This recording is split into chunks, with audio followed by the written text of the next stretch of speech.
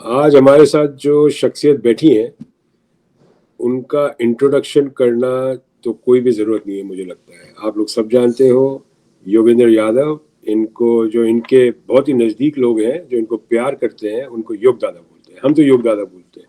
आप योगेंद्र यादव बोलो, योग दादा बोलो, जो आपको बोलना है बोलिए, मगर हमारे लिए योग दादा है। दादा बहुत बहुत शुक्रिया, आपने मेरे जैसे छोटे आदमी को टाइम दिया।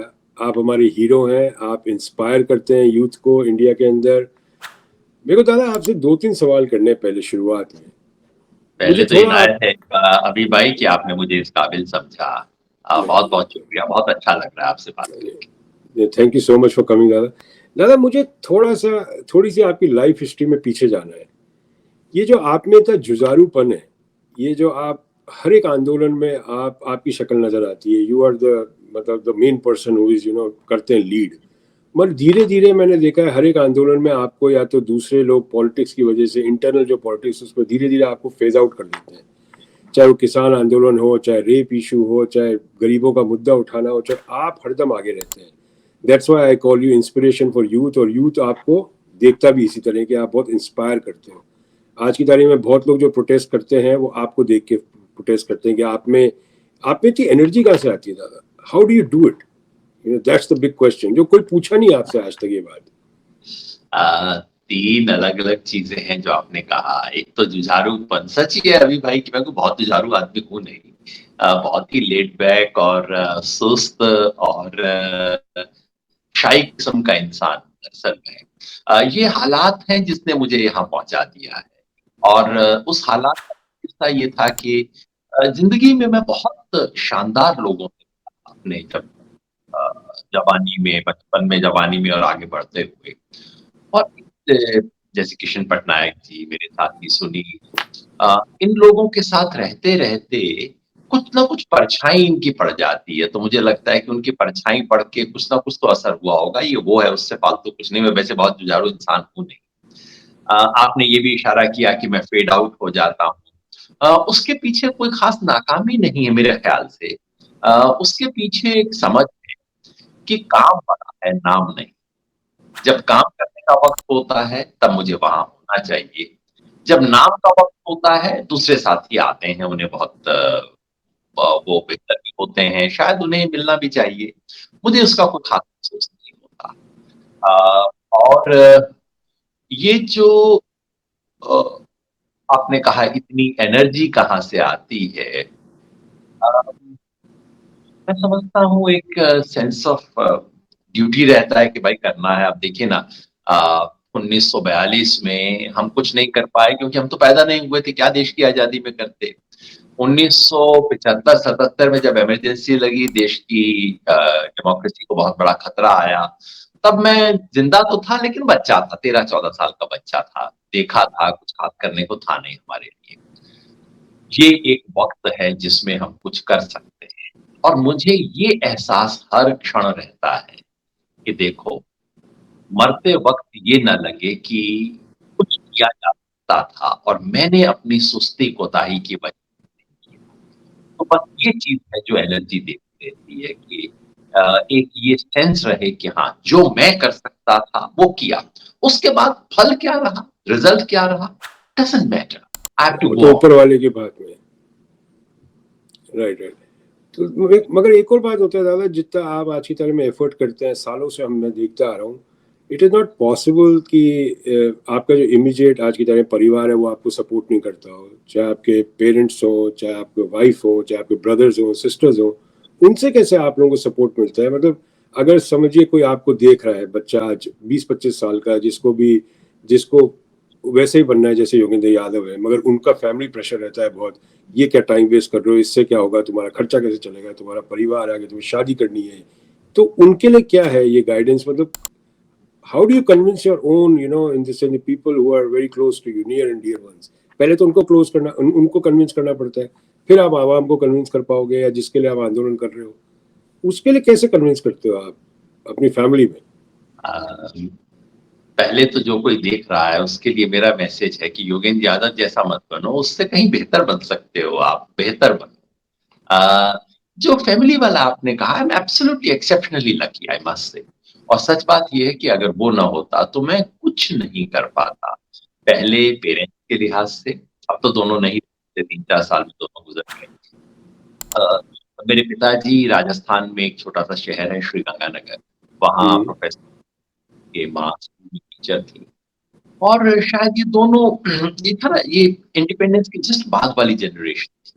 हम्म, तो इन सब में बहुत एहसास था कि देश के लिए कुछ करना है। मेरे पिताजी पे गांधी का, मार्क्स का, लोहिया का, इन सब लोगों का बहुत गहरा असर था। तो मुझे याद है उन्होंने कहा था कि जब करियर बनाने लगे तो उन्होंने कहा देखो वैसे मेरे अच्छे नंबर आ गए थे, तो लोग कहते थे ये बन जाओ, वो बन जाओ। उन्होंने कहा देखो कुछ बन जाओ ठीक है, मतलब पैसा कमा लोगे मतलब मुझे शर्म आएगी बट इट्स ऑलराइट, तुम्हारी ज़िंदगी है तुम कर लो। अगर कुछ सार्थक करके जाओगे तो मुझे अच्छा लगेगा। तो ही एक्चुअली सो हमारे सब लोग कहते थे बच्चे को आईएएस ऑफिसर बनाओ, ये करो, वो करो। वो कहते थे कि नहीं अगर टीचर बनेगा तो मुझे ज़्यादा अच्छा लगेगा। और टीचर हम्म, से भी बेहतर अगर समाज में कुछ करेगा, पॉलिटिकल एजुकेशन, पब्लिक एजुकेशन के लिए कुछ करेगा तो मुझे ज़्यादा अच्छा लगेगा। तो पिताजी का एक वो असर हमारी पूरी फैमिली पे रहा है। मेरी माँ एक फ्रीडम फाइटर की बेटी थी और बहुत मुश्किल ज़िंदगी उन्होंने देखी थी। लेकिन उनका था, मेरी माँ ने कभी बचपन में मुझे बीमारी हुई थी, तो मेरी माँ ने अपने आप संकल्प लिया था, रिलीजियस नहीं थी, उन्होंने अपने आप संकल्प लिया था कि मैं बस इस बच्चे को ज़िंदा रखो, मैं ज़िंदगी भर इसका एक पैसा कभी नहीं खाऊँगी। और उन्होंने कभी मुझसे जब नौकरी मिल गई, सब कुछ हो गया, she stuck to her resolve कि मुझे एक पैसा नहीं, तुम ज़िंदा हम्म, हो, मैंने इसका सोचा था। I'm lucky with my sisters. Both my sisters have inherited that tradition. Both they're both doctors. Okay, और दोनों को लगता है कि चलो हम तो मेडिसिन कर रहे हैं, हमारा भाई वो कर रहा है जो डैडी ने कहा था, वो भी अपने तरीके से वो कर रही है जो डैडी ने कहा था, लेकिन वो उन्हें लगता है कि मैं डायरेक्टली वो कर रहा हूँ। तो वो अपने तरीके से सपोर्ट करती हैं। जब मैंने नौकरी छोड़ दी तो मेरी दीदी ने कहा कि तूने नौकरी छोड़ दी, चल मैं तेरे को नौकरी देती हूँ। तू हम्म, कर। और and I'm particularly lucky in terms of my wife. जब हमारी शादी हुई, हालाँकि मैंने उसी वक़्त खोल के बताया था कि देखो ये कोई मैं सेफोलॉजिस्ट और ये जो या वैसा व्यक्ति नहीं था, मैं टीवी वगैरह पे नहीं आया करता था। मैंने हम्म, कहा था मैं ये दिल्ली में देख रही हूँ। मैं गाँव जाने वाला हूँ, गाँव में रहूँगा, वहाँ काम करूँगा, पॉलिटिक्स करूँगा। और उन्होंने कहा कि मैं खुद करना चाहती थी, अगर तुम करोगे तो अच्छा है, बाँट लेंगे, तुम मेरे हिस्से की पॉलिटिक्स भी कर लेना, हम दोनों मिलके करें। तो न सिर्फ it's not just that she tolerates, she actually participates, thinks about it. हाँ, और उन्होंने अपने लिए हिस्सा ये चुना है कि ठीक है, मैं घर पे रह के बच्चों को भी सँभालूँगी, परिवार सँभालूँगी। लेकिन मन से, दिमाग से, इस हम्म, देश में जो हो रहा है उसमें हमें कुछ इंटरवीन करना है। ये उनका भी कन्विक्शन है। So as I said, I am actually truly exceptionally lucky. बहुत बहुत लोग मैं देखता हूँ जो कहीं ज़्यादा मुश्किल हालात में बड़े होते हैं, कहीं ज़्यादा yeah, मुश्किल होते हैं, हालात को फेस करते हैं। I am also lucky that both our children hmm, share that, उनको काफ़ी कॉस्ट पे करनी पड़ी है मेरी पब्लिक लाइफ़ की, क्योंकि जब वो ग्रो अप कर रहे थे, उस वक़्त मैं उन्हें अटेंशन नहीं दे पा रहा था। तो इसके एब्सोल्युटली, लिए मेरे मन में बहुत शर्मिंदगी भी है, मुझे बहुत बुरा लगता है और उनके लिए उन्होंने भी बहुत कॉस्ट दी है। In the last instance, I think they see the merit in the work that I'm going through, that I'm doing. Right, तो इस लिहाज से मैं समझता हूँ सचमुच मैं बहुत लकी हूँ। मेरे बहुत सारे दोस्त कहीं ज़्यादा मुश्किल हालात में करते हैं और उनसे सीखना चाहिए, मुझसे सीखने को कुछ नहीं है। That is very modest of you.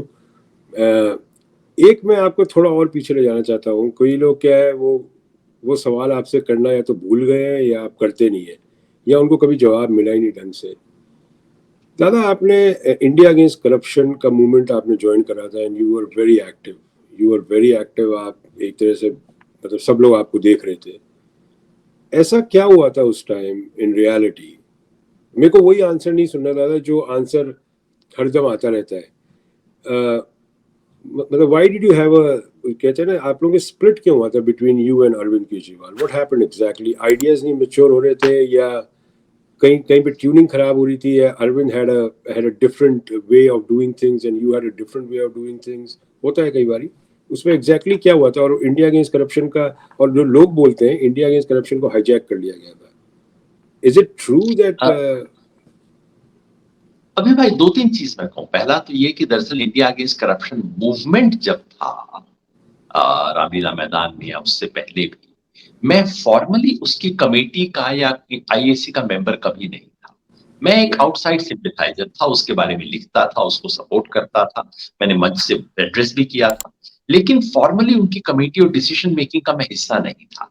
इसलिए उस वक्त पीछे क्या हो रहा था, क्या आरएसएस का हाथ था, क्या सपोर्ट किया जा रहा था, अंदर क्या हो रहा था, मेरे को इसकी बहुत ज्यादा जानकारी है नहीं।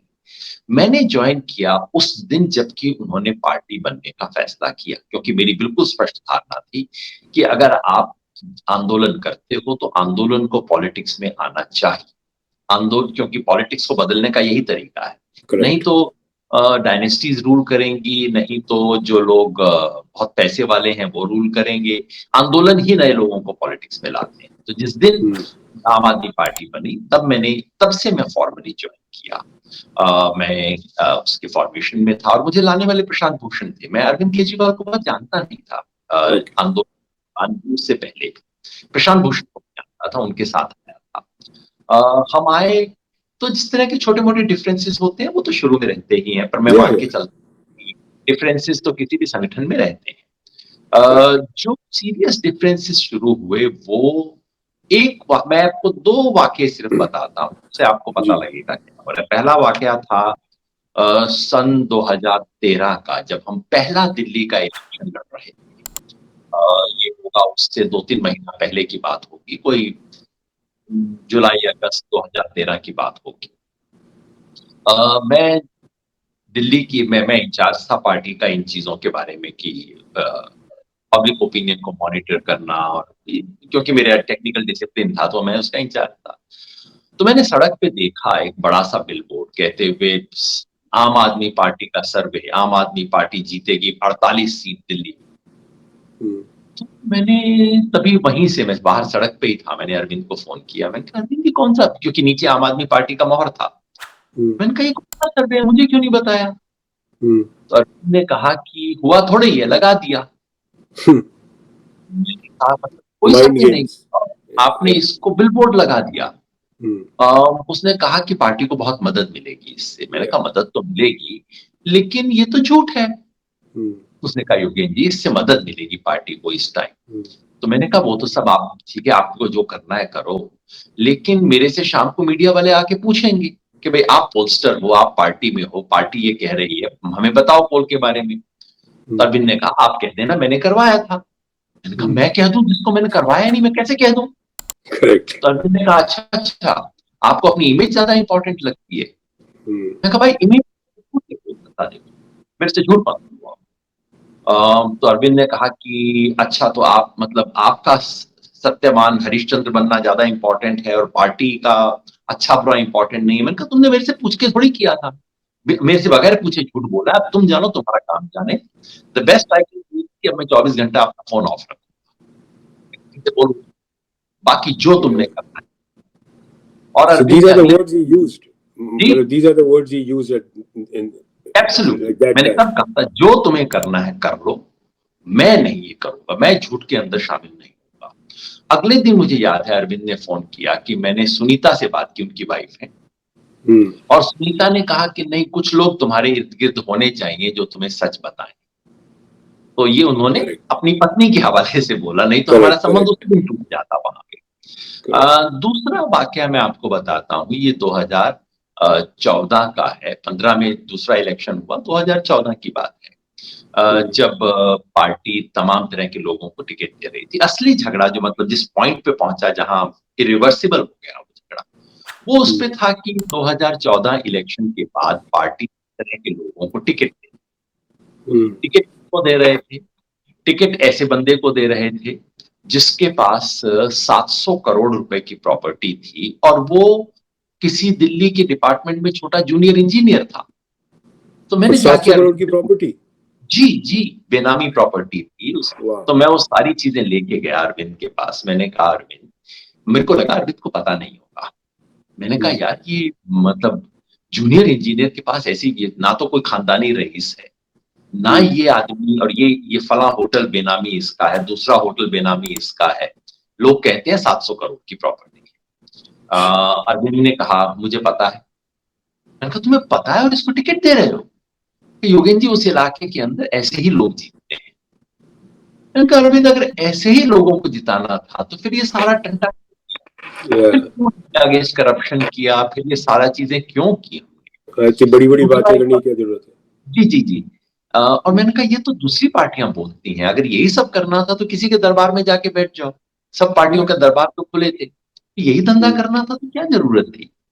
उस आदमी को टिकट दे रहे थे हम 2014 में, जिसके खिलाफ 2013 में हमने एफआईआर करवाई थी कि ये गुंडा है, हमारे वर्कर्स को पीटता है, उस बंदे को हम टिकट दे रहे हैं। तो इन सब चीजों के तो ये था रियल टर्निंग पॉइंट, ये था। उसके बाद तो प्रशांत जी जैसा उनका स्वभाव है, वो पहले ही बिल्कुल इतने दुखी और नाराज हो गए, योगेंद्र अब ये जगह नहीं है, चलो निकलो बाहर, हमें पता नहीं किस चीज के अंदर फंस गए। मैंने कहा प्रशांत जी आप ही मेरे को लेके आए थे इसमें।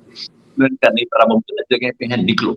मैंने कहा देखो, अब जब तक चुनाव नहीं हो जाता तब तक हम पार्टी के साथ काम जरूर करेंगे, उसके बाद पार्टी के अंदर बैठ के बातचीत करेंगे।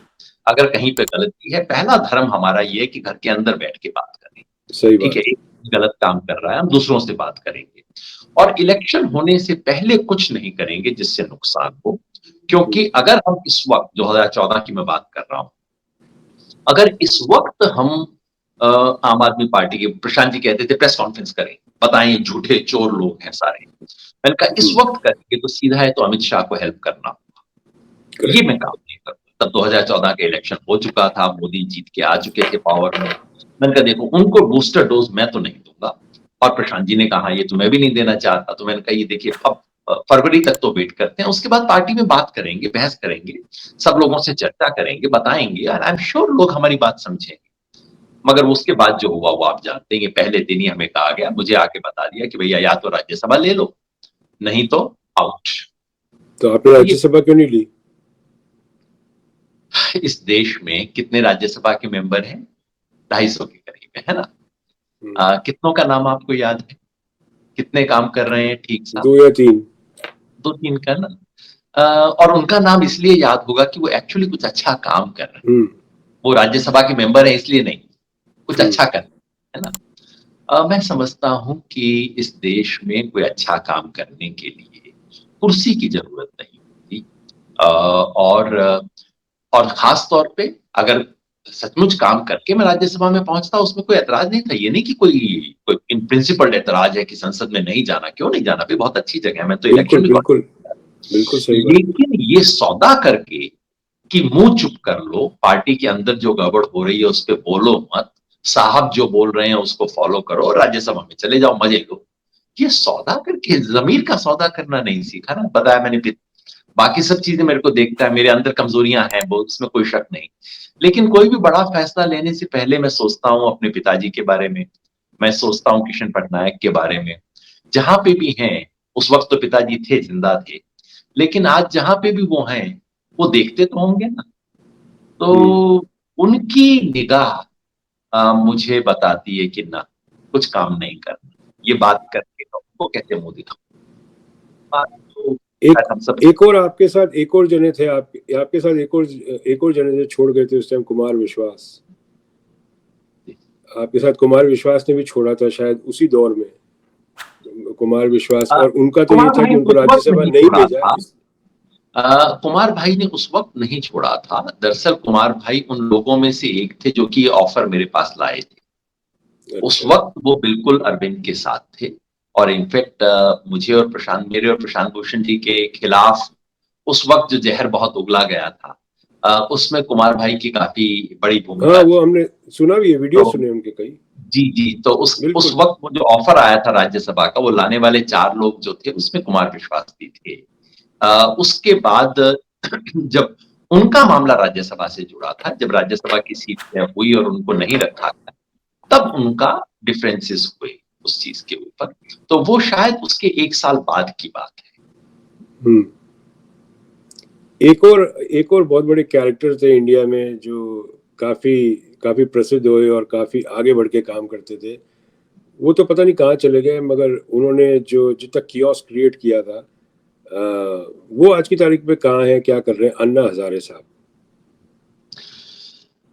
देखिए अभी भाई, हिस्ट्री के हर दौर में कोई ना कोई चेहरा होता है जो कि उसका सिंबल बन जाता है।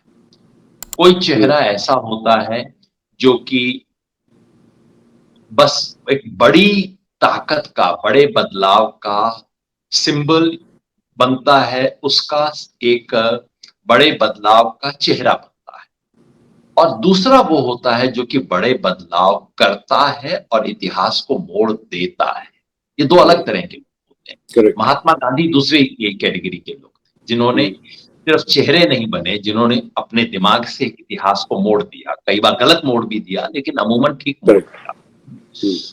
अन्ना हजारे पहली कैटेगरी के लोग हैं। आंदोलन चेहरों को क्रिएट करता है, और अन्ना हजारे का उस वक्त एक चेहरे के रूप में एक भूमिका थी। अन्ना हजारे व्यक्ति के रूप में और उनकी समझ, उसके बारे में हमेशा लोगों के कई ओपिनियन रहे हैं। मैं खुद उनकी पर्सनैलिटी का बहुत मुरीद नहीं रहा। हालांकि ये नहीं कि मैं उनके अब खिलाफ बोलूं, एक जमाने में उन्होंने बहुत अच्छे आंदोलन को लीड किया, वहां तक उनकी भूमिका लिमिटेड थी। वो उनमें लोगों ने जो गांधी ढूंढना शुरू कर दिया था, वो गांधी के साथ भी जाती थी और अन्ना हजारे के साथ भी जाती थी। बस इतना ही कहूंगा।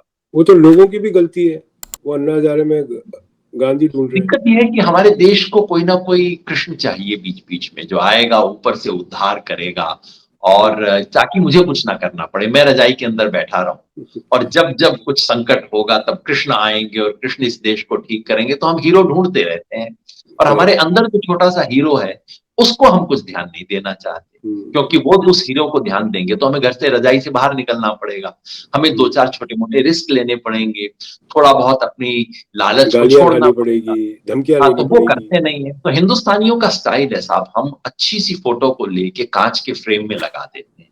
कांच के फ्रेम में लगाने का फायदा होता है कि फिर उस फोटो से जो गर्मी आ रही है वो मेरे तक नहीं पहुंचती, और फिर उसको अच्छे से माला पहनाते हैं, उसकी पूजा करते हैं, ताकि वो जो काम करता था वो मुझे ना करना पड़े, सारी जिम्मेवारी उसके अंदर, उसके ऊपर रहे, वो कांच के फ्रेम के अंदर रहे, और मैं अपनी जिंदगी आराम से जीता रहा।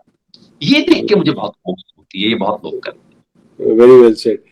एक और कॉम्बिनेशन है, मैं आपको इसलिए पूछ रहा हूँ क्योंकि हम तो जो आप लोग काम करते हैं हम तो उसे 5% भी नहीं कर सकते, मगर जो हमारे पास लोग पूछते हैं, हमसे फीडबैक लेते हैं। अब जैसे आज मैंने बताया कि मैं योगी दादा का इंटरव्यू, कई लोगों ने पूछा कि अभी भाई ये पूछना ये पूछना ये पूछना, मैंने कहा ठीक है। अन्ना हजारे और अरविंद केजरीवाल का कॉम्बिनेशन क्या था? Exactly how they were playing, they were together like एक गाड़ी के आगे के पहिए थे या पीछे के पहिए थे, या आगे पीछे के पहिए वो गाड़ी जो चला रहे थे इंडिया अगेंस्ट करप्शन के। एकदम से पता अब लगा था उस दौर में अन्ना हजारे ने बहुत कुछ कहा था अरविंद केजरीवाल के बारे में कि ये तो ये है, ये तो करप्ट है, ये पता नहीं क्या क्या कहते थे। और अरविंद केजरीवाल ने कभी भी उनके बारे में उनको कभी कॉन्ट्रडिक्ट नहीं किया कि ओपनली कभी अंदर करते होंगे, हमें नहीं पता पब्लिक को।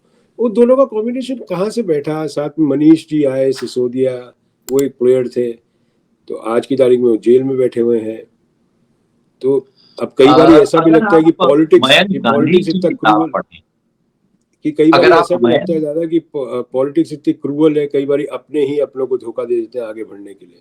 और मैंने भी पॉलिटिक्स बहुत देखी है, तो मुझे कई बार वो भी डाउट आता है कि मनीष सिसोदिया जो लोग समझ रहे हैं उस कारण है, मगर वो किसी और कारण की वजह से जेल में बैठे और निकल नहीं पा रहे।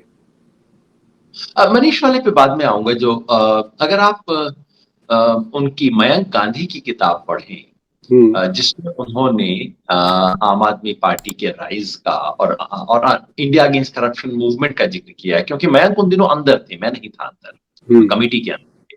तो वो बताते हैं कि अ, अरविंद ने डिसाइड किया था कि मुझे इस मूवमेंट के लिए कोई चेहरा चाहिए। फिर उन्होंने बताया कि अरे ऐसा आदमी एक कोई रालेगांव सिद्धि में है। तो अरविंद गए। तो ये ऑलमोस्ट वैसा है जैसा डायरेक्टर कोई तय कर लेता है ना कि मेरे पास ये स्क्रिप्ट है, अब मुझे उसके लिए कोई एक्टर चाहिए, मुझे कौन सा फेस अच्छा रहेगा इसके लिए। तो लगभग उस तरह से अरविंद केजरीवाल ने अन्ना हजारे को ढूंढा, उनको लेके आए और उन्हें मैनेज किया। ये पहले की बात नहीं है, ये पूरे समय जो आंदोलन था उसके अंदर उसके डिसीजन मेकर अरविंद केजरीवाल थे, इसमें कोई शक नहीं है। इसलिए आंदोलन की सफलता का, उसकी स्ट्रेटेजी का, उसका क्रेडिट अरविंद को मिलना चाहिए, क्योंकि हम्म, सचमुच उसका थिंकिंग माइंड अरविंद केजरीवाल थे, थिंकिंग माइंड अरविंद ये अन्ना हजारे नहीं थे। अन्ना हजारे उसका चेहरा थे, तो लेकिन मगर बतौर एक मेरा क्वेश्चन है उसमें, एक मेरा क्वेश्चन है, दादा इतना बड़ा इंडिया अगेंस्ट करप्शन मैनेज करने के लिए बहुत सारा पैसा भी चाहिए होता है। ऐसा तो नहीं होता टेंट का पैसा है, रामलीला मैदान का फ्री में तो नहीं मिलता, आई डोंट थिंक सो। ये सब पैसा, खाना पीना, ये सब पैसा कहाँ से आ रहा था उनको? वो तो एक जैसे हमारे आईआरएस है, आईआरएस की तरह एक ऑफिसर होते थे, और ऑफिसर की क्या सैलरी होती थी, लाख 1.5 लाख रुपए महीना। तो वो फंड कहाँ से आता था ये पूरा इंडिया अगेंस्ट करप्शन का मूवमेंट चलाने के लिए, जिनमें रोज का 1-2 लाख रुपया लगता होगा? वो अगर आपको याद हो, देखिए वहां प्रॉब्लम नहीं थी। वहां पे जैसा आपको ध्यान हो, उस वक्त पब्लिक डोनेशन आ रहा, एक बार ये चीज टीवी पे चढ़ गई और करेक्ट। देश की जनता मिडिल क्लास आनी शुरू हो गई, तो सच बात ये है कि वहां रामलीला मैदान में इतना डोनेशन आ रहा था जिसकी उन्हें जरूरत नहीं थी। और रामलीला मैदान से मुझे पर्सनली याद है, घोषणा की जा रही थी कि अब आप और डोनेशन मत कीजिए, हमें इसकी जरूरत। तो ओके। वो चीजें तो हो रही थी। कहीं पीछे से किसी शक्तियों का सपोर्ट था या नहीं था, वो कहानी मैं पूरे विस्तार से नहीं जानता, क्योंकि मैं उसका हिस्सा नहीं था। लेकिन देखिए, कोई हैरानी की बात नहीं है कि जो भी पार्टी ऑपोजिशन में होती है, वो कहीं ना कहीं कोशिश करती है कि भाई जो अगर कोई इफेक्टिव आंदोलन चल रहा है, उसको मैं पीछे से सपोर्ट करूं। ये और एक तरह से ऑपोजिशन पार्टी का काम होता है। तो बीजेपी ने उन दिनों अगर कोशिश की हो, तो मुझे कोई हैरानी नहीं होगी। ठीक और बात इसमें कोई बहुत बहुत कोई बीजेपी की तरफ से कोई अनएथिकल बात नहीं हो रही थी। है। ये कोई रॉकेट साइंस नहीं हाँ, है ये। ये पर अगर आईएससी के लोग अंदर खाते आरएसएस से सपोर्ट ले रहे थे, तो ये अनएथिकल होगा। अब इसके बारे में जैसा मैंने कहा, मैं पूरा नहीं जानता। मामला पैसे के सपोर्ट का नहीं था। इनिशियली पैसे के बारे में केयरफुल थे ये लोग। पैसे के बारे में केयरलेस होना और गलत सोर्सेज से पैसा लेना, ये बाद में शुरू हुआ। ये 2014 के आखिर के करीब हमें पहली बार पता लगा, जब किसी टीवी चैनल ने कहा कि 50-50 लाख रुपए के डोनेशंस आए हैं बेनामी कंपनियों से। और तब मैंने एकदम तुरंत एक इमरजेंसी मीटिंग बुलवाई और सबसे कहा ये क्या हो रहा है, मुझे एक्सप्लेनेशन दो, कौन लोग हैं। और तब पहली बार भांडा फूटा उसका।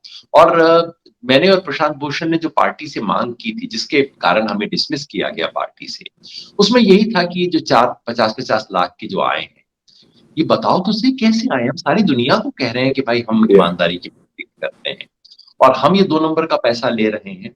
तो ये सब चीजें बाद में आई। जो आपने अन्ना हजारे और अरविंद केजरीवाल वाला मूल सवाल पूछा था, मेरे ख्याल से आप एक तरह से डायरेक्टर और एक्टर में जो अंतर होता है, ये वो वाला अंतर था।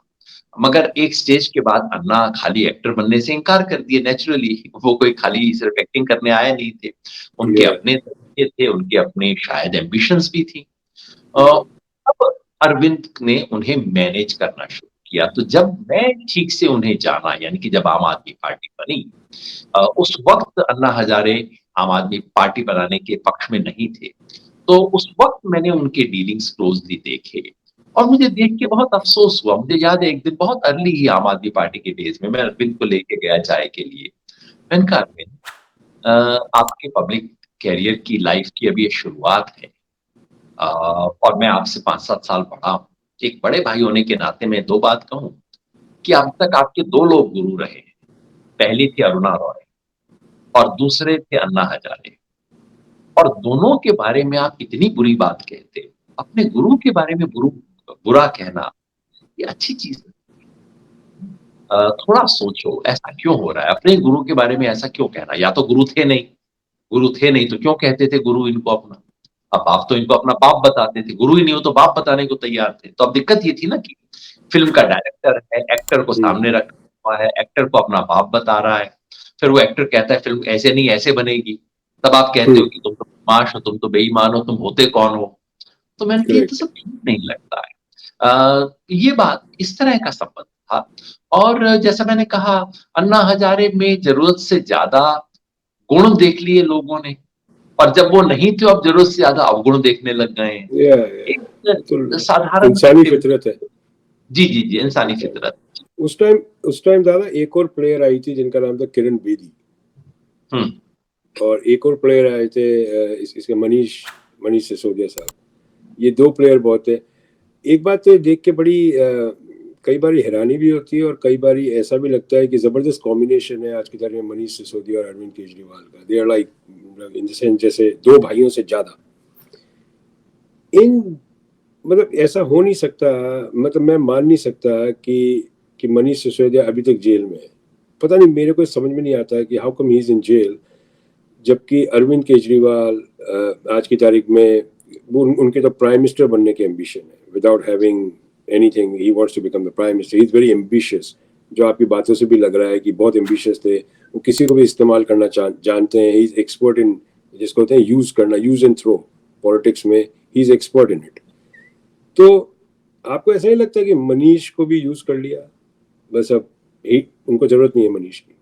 He doesn't want it. मैं कह नहीं पाऊंगा इस सवाल पे ज्यादा। मगर देखिए पहली एज ए बात, जनरल पब्लिक जो हम बाहर से देखते जी, हैं, हमें तो ऐसा हाँ ही लगता बाहर है। से कोई देखने का स्टेटमेंट ही नहीं आया अंदर उनका की आज बात तक। अलग है। हाँ, हम तो अंदर की बात पॉलिटिक्स में नहीं है, हम तो पब्लिक है। जी जी, वही जब से मैं आम आदमी पार्टी में नहीं रहा उनके अंदर ताक झांक मैंने बंद कर दी। ये मेरी आदत नहीं है। नहीं, वो आपकी जो रीडिंग क्या है? आप तो पॉलिटिक्स में पॉलिटिशियन है और आप कह तो समझते हैं। आपकी रीडिंग क्या है? मेरी रीडिंग ये कहती है कि I think he is again use somebody and toilet paper की तरह use and throw politics. Use it and throw it, you don't need it. देखिए मैं कुछ जनरल बातें कह सकता हूँ। पहला, अरविंद एम्बिशियस हैं, बहुत हाँ, एम्बिशियस। 100%। और और एम्बिशियस होना भी होने में बुरा कोई नहीं है। बुराई नहीं। हाँ, कोई बिल्कुल, बुराई नहीं है। ये दुनिया इस देश के हर इंसान की एम्बिशन होनी चाहिए कि वो होनी प्राइम चाहिए। मिनिस्टर बने देश का, कोई दिक्कत करेक्ट। नहीं। यूज एंड थ्रो, ये मेरे ख्याल में बड़ी रीजनेबल आप डिस्क्रिप्शन दे रहे हैं। मैंने खुद वो देखा, एक ही नहीं। अरविंद की पूरा पब्लिक लाइफ जो है वो यूज एंड थ्रो का एक सीरीज है। राइट। जो शुरू होती है अपने राइट टू इंफॉर्मेशन के जो कोलीग्स हैं, बहुत शानदार लोग हैं। वो उनके बारे में मैं यूज एंड थ्रो शब्द इसलिए इस्तेमाल नहीं करूंगा कि वो थ्रो करने लायक नहीं, और उनको कोई थ्रो कर नहीं सकता। Aruna Roy, Nikhil day, right. Right. तमाम लोग जिन्होंने राइट टू इंफॉर्मेशन में काम किया, लेकिन उनके साथ अरविंद ने जो बर्ताव किया वो बहुत ही हल्का बर्ताव था, किसी पब्लिक लाइफ वाले व्यक्ति के लिए ठीक नहीं है वो। मनीष और अरविंद का संबंध जैसा मैंने देखा, किरण जी को मैं ज्यादा जानता नहीं था। मैंने उनको सिर्फ एक छोटे से दौर में देखा था और मुझे बड़ा अजीब लगा कि अच्छा, ऐसी महिला इस देश में इतनी महत्वपूर्ण पोजीशन पे आ गई है। अ, अन्ना हजारे के बारे में बोला, वैसा ही कुछ मामला था। राइट। जो मनीष सिसोदिया, देखिए मनीष सिसोदिया और अरविंद का बहुत बहुत क्लोज रिलेशनशिप रहा था। और जो मैं समझता था वो ये कि जिसे मैन फ्राइडे बोलते हैं ना, या। अरविंद के फ्राइडे थे मनीष सिसोदिया। अरविंद क्या, तो डिसीजन मेकर अरविंद थे। और फिल्म के डायरेक्टर वो थे, और उसके लॉजिस्टिक्स के मैनेजर जो थे वो मनीष सिसोदिया थे। तो लॉजिस्टिक्स का मतलब ये भी था कि प्लान बनाना, वॉलंटियर्स को इकट्ठा करना। लॉजिस्टिक्स का मतलब ये भी था पैसे का जुगाड़ करना। लॉजिस्टिक्स का मतलब अरविंद अगर चाहते हैं किसी को बदनाम करना तो उसके बारे में झूठी खबरें लगवाना। और मनीष को मैंने देखा, मनीष में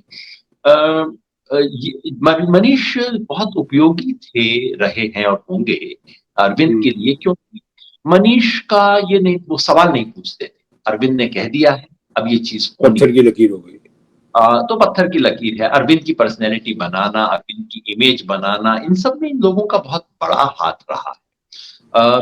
और जब अरविंद ने कोई भी मंत्रालय नहीं लिया चीफ मिनिस्टर बनने के बाद, तो उस समय भी कुछ लोगों ने कहा था कि इसका मतलब है कि किसी दिन अगर गाज गिरेगी तो अरविंद पे नहीं गिरेगी, क्योंकि अरविंद ने आज तक कोई भी मंत्रालय अपने पास नहीं रखा है। मेरे विचार से समझदारी का काम था। लेकिन उसका एक इंटरप्रिटेशन लोगों ने तब भी ये बनाया था कि किसी दिन अगर बिजली गिरेगी तो अरविंद पे गिर नहीं सकती, क्योंकि अरविंद का कहीं सिग्नेचर नहीं है इसके अंदर। ये जिस कांड में इस वक्त मनीष हैं, मैंने इसके बारे में दो बातें कही हैं। इनसाइडर में हूं, आउटसाइडर के बतौर दो बातें कही। पहला ये कि जिस तरीके से पुलिस प्रशासन और सेंट्रल गवर्नमेंट एजेंसीज ने काम किया है, वो बिल्कुल विंडिक्टिव है। किसी एक ऑपोजिशन लीडर को फिक्स करना, जिस तरह के काम ये तमाम दूसरे लीडर्स के साथ कर रहे हैं। बीजेपी का एक लीडर करप्ट नहीं है इस देश के अंदर, और ऑपोजिशन के या सारे करप्ट हैं। अब तो आपने देखा होगा 3 दिन पहले हमारी मिनिस्टर पार्लियामेंट में ऑपोजिशन वालों को धमका रही है कि ईडी तुम्हारे यहाँ भिजवा दें। तो जो अरविंद मनीष के साथ जो हुआ है वो बिल्कुल विंडिक्टिव पॉलिटिक्स का खेल है। जिस तरीके से इस केस को परस्यू किया गया, मेरे विचार से मनीष को जेल में नहीं होना चाहिए। मनीष के बारे में केस आप कीजिए, पर अरेस्ट करना, ये सब रखना और किसी भी तरह से जेल से बाहर ना आने देना, ये विंडिक्टिव पॉलिटिक्स का हिस्सा है। दूसरा, क्या ये केस जेन्युइन है या नहीं है? मेरी को अब तक जितनी जानकारी है उसके हिसाब से ये केस जेन्युइन है। केस जेन्युइन है मतलब कि दिल्ली की शराब नीति में घोटाला था, नीति बदनीयती से बनाई गई थी, शराब के कुछ ठेकेदारों को फेवर करने के लिए बनाई गई थी, और इसमें करोड़ों का हेरफेर हुआ है। ऐसा मैं बहुत नजदीकी लोगों से पूछताछ करता हूँ। एक मैंने कोशिश की अभी भाई की पिछले अब तो 7-8 साल हो गए उन लोगों से अलग हुए, 8 साल मुझे हुए। सुबह शाम बैठ के आम आदमी पार्टी के खिलाफ जहर उगलने का काम मैं नहीं करता है। जो किस एंड टेल वाली पॉलिटिक्स होती है ना, एक किसी के साथ हो गए और वो किया, इसलिए कभी कभार मैं बोलता हूँ, और तभी बोलता हूँ जब मेरे को बिल्कुल स्पष्ट कोई कारण हो। तो इस पे इतना ही कहूंगा मैं कि दारू की दिल्ली में शराब की नीति, और अभी नहीं, सन 2015 से शुरू हो गया था। आम आदमी पार्टी ये वायदा करके आई थी कि दिल्ली के अंदर हम शराब को कम करेंगे, और आते ही इन्होंने दिल्ली में शराब के ठेके दुगने कर दिए। ये 2015-16 की बात बता रहा हूं आपको। तब से दिल्ली में इन्हें भी पता लग गया, जो बाकी सब पार्टियों को पता लगता है, कि भाई असली पैसा तो शराब में है, और शराब की पॉलिसी को बनाओ ठीक से, पैसा वहां से आएगा। तो शराब की पॉलिसी में शुरू से कुछ ना कुछ हेराफेरी है। ये जो 100, 200, 500, 1000 करोड़ रुपए बनाने का एलिगेशन है, ये सीरियस एलिगेशन, शायद इस बहुत स्ट्रॉन्ग एविडेंस भी है। और खास तौर पे उसके बाद पंजाब में और गुजरात के इलेक्शन में जितना पैसा आम आदमी पार्टी के पास था, वो किसी सीधे तरीके से आ नहीं सकता। नहीं, डेफिनेटली वो कोई फंड से नहीं आ सकता। करना चाहिए, हालांकि मनीष को जेल में डाल के रखना और ये सब भी बिल्कुल गलत ये कोई पॉलिसी फायदा नहीं है। ये एकदम विंडिक्टिव पॉलिटिक्स है, जो कि बीजेपी इनके खिलाफ कर रही है। आजकल एक चीज और ट्रेंड चल रहा है दादा कि ये जो गोदी मीडिया को आज की तारीख में बॉयकॉट कर रहे हैं अब लोग। आपने भी देखा होगा कि एक कॉन्क्लेव होने वाला था अमन चोपड़ा के साथ, उन्होंने मना कर दिया जो सीएम है छत्तीसगढ़ के कि मैं पार्टिसिपेट नहीं करूंगा। डू यू थिंक इट्स ये क्या अपने ट्रेंड ठीक है to boycott the media, the so called media of India, to you know boycott them because इनका काम ही और कुछ। मैंने दादा बहुत टाइम हो गया है अमेरिका में बैठ के, मैंने कभी इंडिया में कोई डिबेट सुनी on health care, on education, on environment. I have never heard the debate. हम भी सारे प्रोग्राम देखते हैं रोजाना, हिंदू मुसलमान, और कोई काम नहीं है देश में। अभी पोल्यूशन हो जाता है दिल्ली में हर साल, उस पर अभी से काम शुरू करेंगे तो फिर अगले साल बचेंगे।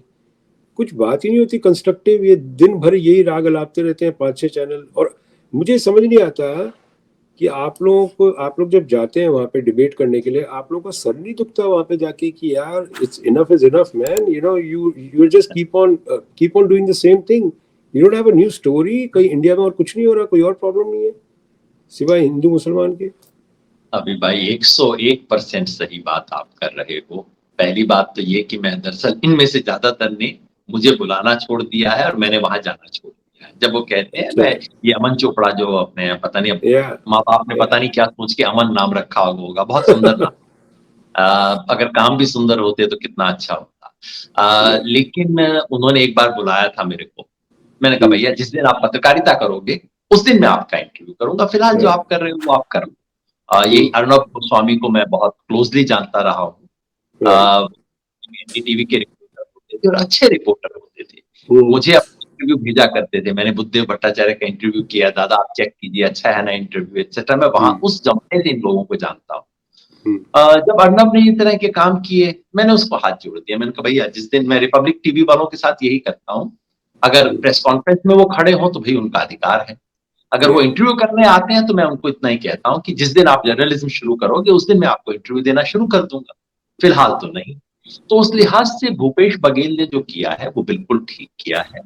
पूरी चैनल का बायकॉट करना आप कितनी मेन स्ट्रीम पार्टी अफोर्ड कर सकती है वो तो देखना होगा, लेकिन इनमें से कुछ लोगों को चुन के ये बिल्कुल नफरत के सौदागर हैं। सिर्फ 100%। हिंदू मुसलमान ही नहीं, जिस तरह की बात करते हैं ये ये लोग लोग, किसानों मतलब के लिए क्या बोला था? Do you remember they call them किसानों को तो खालिस्तानीज? जो गाली नहीं दी वो तो छोड़ दीजिए, किसानों को तो जो हर संभव गालियां दी, हमें गाली दी कोई छोटी बात है। या लेकिन इस देश में हिंदू मुसलमान की नफरत फैलाना, आग फैलाना, ये वो लोग हैं जब लोगों की बुलडोजर से बिल्डिंग गिर रही होती है, ये बैठ के काउंट करते हैं 1 2 कितनी बिल्डिंग है। 3। ये क्या मतलब, ये क्या हो रहा है इनमें से? और मैं तो समझता हूँ कैसे लोग सो पाते होंगे, और भगवान भला करे इनमें से किसी के अपने साथ कभी ऐसा ना हो जाए। कर्मा तो तब यही शायद कहता इनको है, पता नहीं। कर्मा तो यही कहता है, लेकिन गीता में भी यही लिखा है दादा, कि आपके कर्म आपको पकड़ लेंगे किसी दिन, जी, इसी कभी जीवन में ना आपका कभी हिसाब तो किताब होता है। बस मैं यही सोचता हूँ कि कहीं इनके परिवारों के साथ ऐसा या कभी ना हो जाए, क्योंकि परिवारों का दोष तो नहीं है। या मगर क्या करना चाहिए? नंबर 1, बिल्कुल भूपेश बघेल ने 100% ठीक काम किया है। बोल के, नाम लेके इन लोगों के बारे में कहना चाहिए, ये नफरती हैं, गोदी हैं, बिके हुए हैं। और सिर्फ बिके हुए नहीं, बिके हुए पहले भी हुआ करते थे। बिकने के बाद आप अपने ही देश में आग लगाने का काम करो और जी। उसे जर्नलिज्म बताओ आप।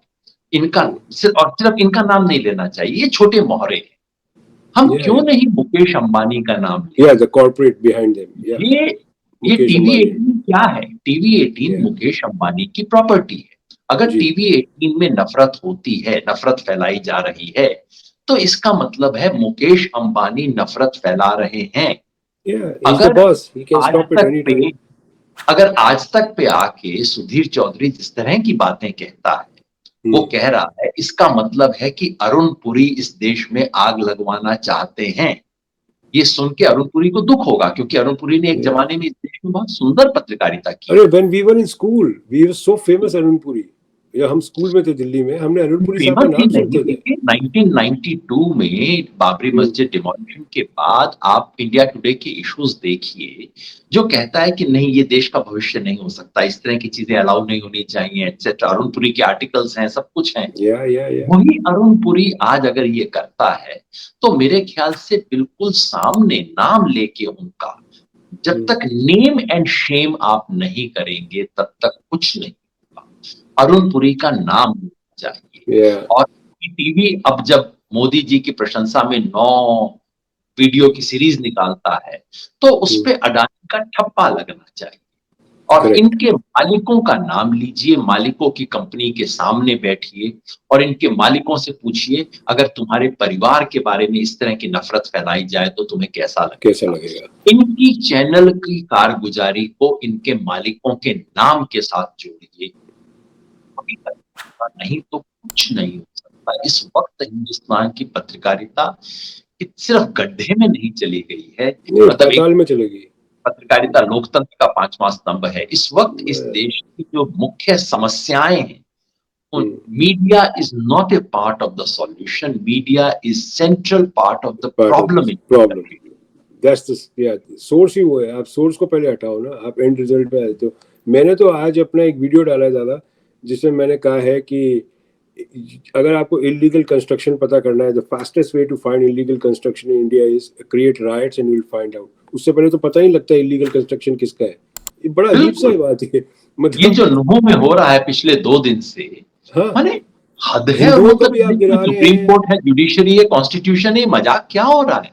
आज दंगा होता है, कल आप एग्जैक्टली वहीं पे जेसीबी चलाना शुरू करते हो और कोर्ट में जाके कहते हो जी 6 महीना पहले हमने इनको नोटिस दिया था, और कोर्ट चुपचाप से मान लेता है उनकी बात को। ना ना ना, गजब फ्रॉड है मतलब ये तो। अरे सर, और ज्यादा अपन जानते हैं इंडिया के अंदर जितने नगर निगम है उसमें से out of 10 8 are most corrupt. So वहाँ पे सब पैसा चलता है, नक्शे पास करा लेते हैं लोग। अब वो नक्शे पास जब उनके हो गए हैं, वो बेचारे रह रहे हैं, और जो घर में रह रहे हैं वो हर एक की गलती थोड़ी ना है। आज कोई डकैत है, आपने उसको गोली मार दी तो उसके परिवार को भी गोली मार दोगे क्या? उसका परिवार थी ना डकैत है कोई, बुढ़े माँ बाप एग्जैक्टली हैं, बच्चे हैं। और एग्जैक्टली दादा यहाँ पे राइट्स हुए थे, यहाँ पे आपको पता है, यहाँ पे कैपिटल हिल में राइट्स हुए थे, जी जी जी एवरीबडी वाज बिल्कुल। अरेस्टेड, किसी का घर नहीं गिराया गया, everybody was arrested, they are behind bars. तो ये कोई दैट इज तरीका थोड़ी ना कॉल्ड होता है। This is called the due process of law. या अगर मुझे लगता है कि आपको लगता है मैंने मर्डर किया है, आप मेरे से इंटेरोगेशन करेंगे, जरूरत हो खतरा हो मुझे अरेस्ट करेंगे, मेरे पे मुकदमा चलाएंगे, उसके बाद अगर मुझे फांसी भी लगानी है तो फांसी लगाएंगे। लेकिन आप तय नहीं कर सकते कि आप मेरे को कल से फांसी लगा देंगे, आप मुझे गोली नहीं राइट। मार सड़क के ऊपर, चाहे आप जितने भी बड़े पुलिस ऑफिसर। ठीक है दादा, जाने से पहले मैं आपको एक चीज का रिमाइंड करना चाहता हूँ दादा, कि आपने एक वीडियो देखा है, आपके ऊपर एक वीडियो बनाया है, उनका नाम है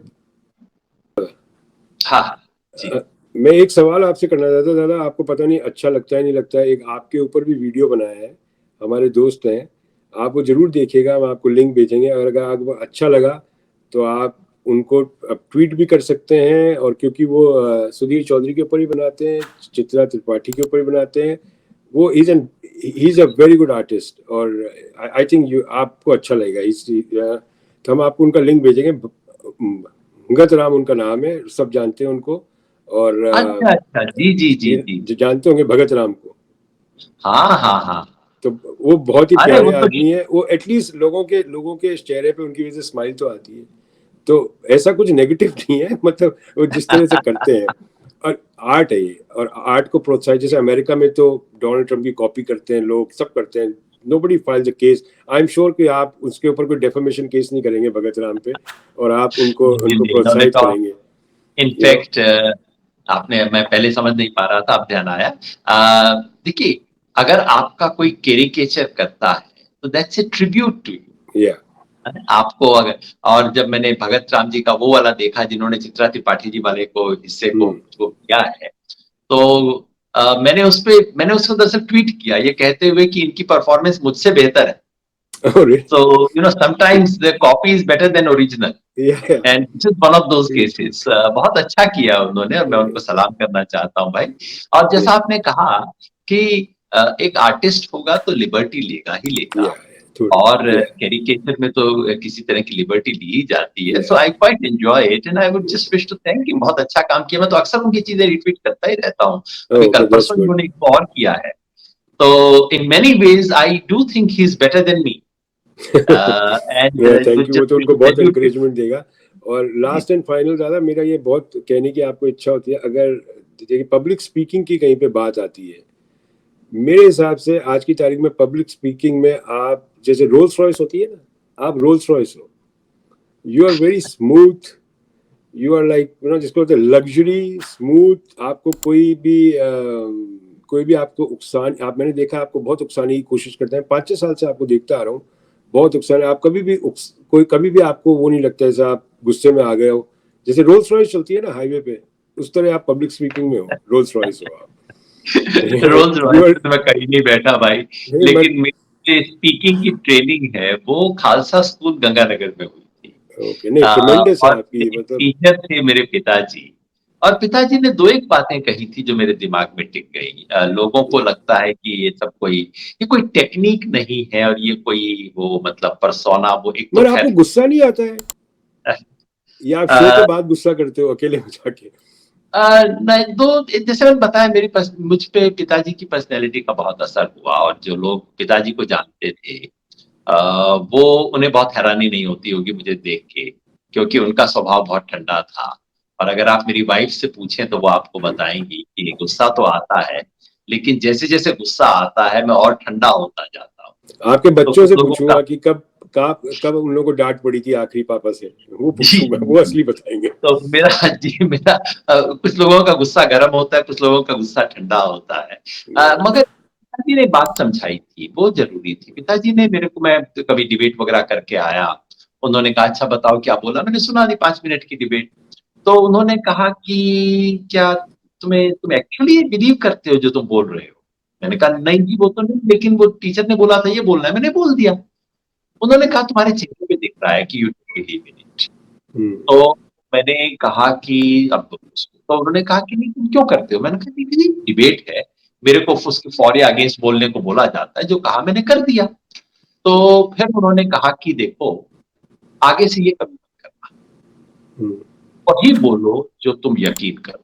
करेक्ट। मैंने कहा जी कि ये तो डिबेट में तो ऐसा होता नहीं। उन्होंने कहा इसमें कोई बात नहीं, एक कंपटीशन में पार्टिसिपेट मत करना, एक ट्रॉफी मत लाना, उसमें क्या फर्क पड़ता है, सिर्फ वही बोलो जो तुम विश्वास करो।